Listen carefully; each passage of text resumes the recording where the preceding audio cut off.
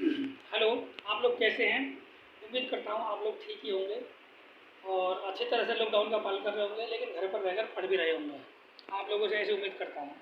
आज हिंदी में second semester वालों लेसन नंबर 5 हमारा चल गया है। इसमें हम आज 2 टॉपिक बताएंगे। एक तो पहला टॉपिक है हमारा ध्वनि विज्ञान के अंतर्गत और दूसरा है हमारा अक्षर का अर्थ। आज ये 2 टॉपिक ही हैं, दोनों टॉपिक बहुत लंबे हैं, इन्हीं के बारे में बताएंगे हम। तो ध्वनि विज्ञान के अंतर्गत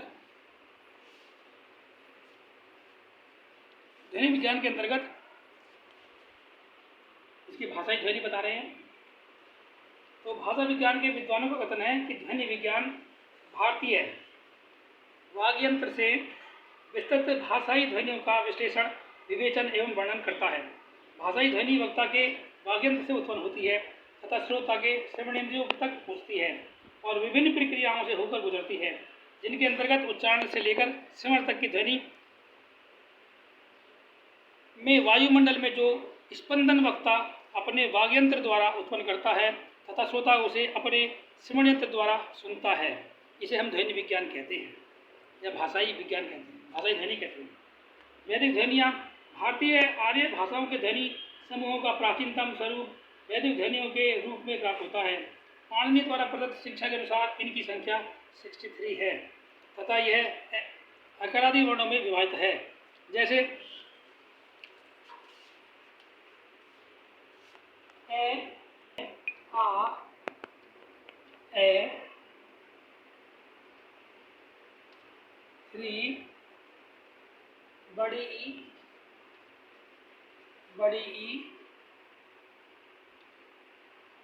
छोटी ई, 3,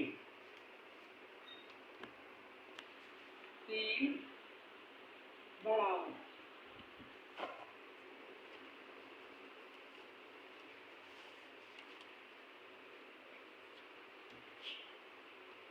छोटा ऊ 3,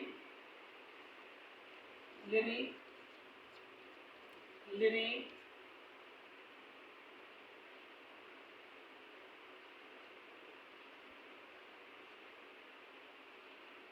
तीन,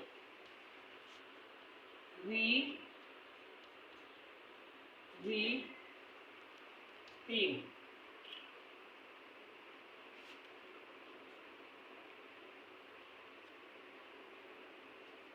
3, ए, ये 3, आई, 3,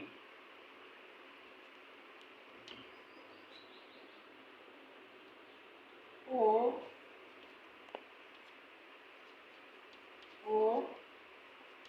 3, औ,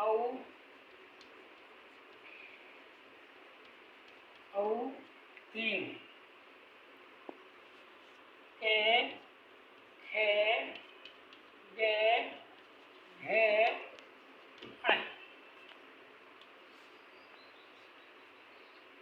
चे, छे, जे,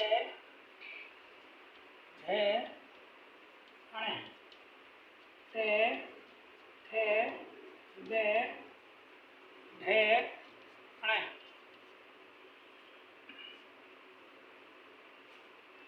ते, थे, दे, ढे, ने, पे, फे, बे, भे, में, ये, रे, ले,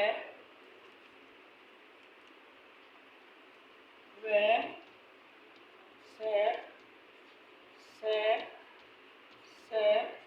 है। 4,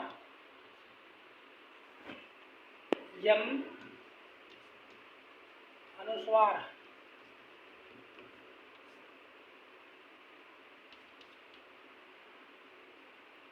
विसर्ग,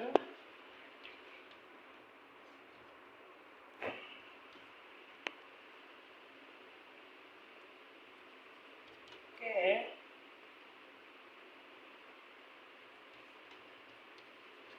जीवा, मूल्य और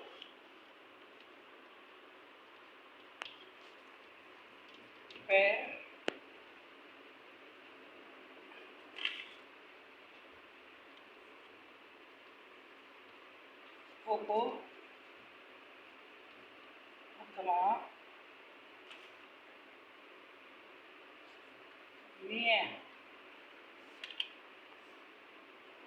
पिलुक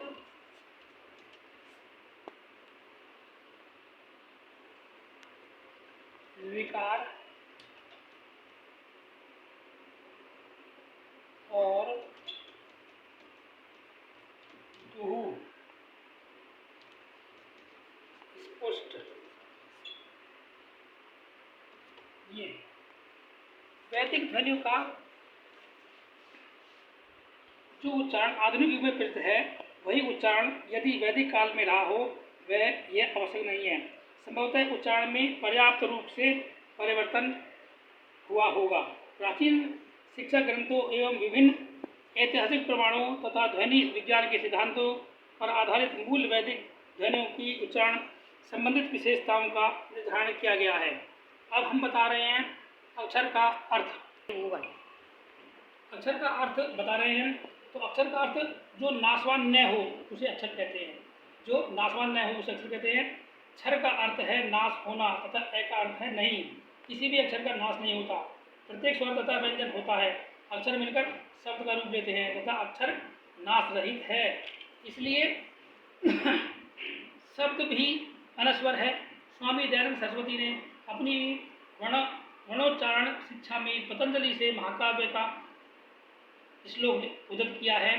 अक्षर नक्षरम विद्याधर नो तेषा सर्व अक्षरम वर्ण बाहु पूर्व सूत्र किमर्थयु पादिश्यते।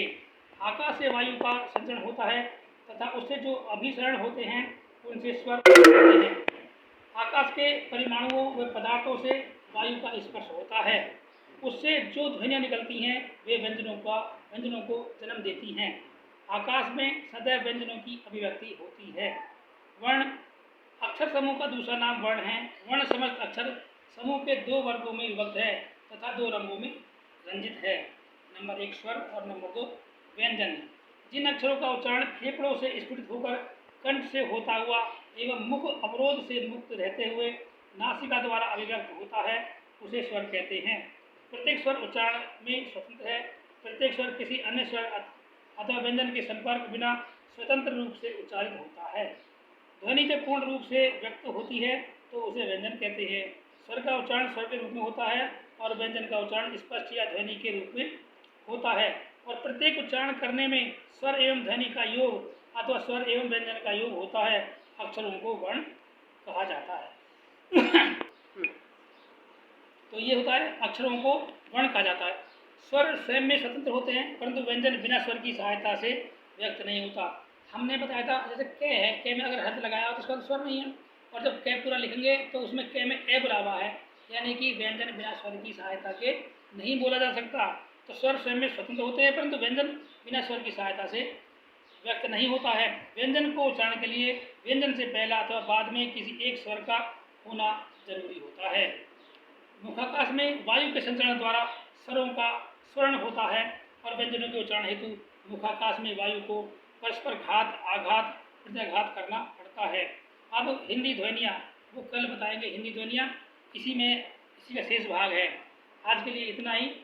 घर पर रहिए, सुरक्षित रहिए, नियमों का पालन कीजिए। धन्यवाद।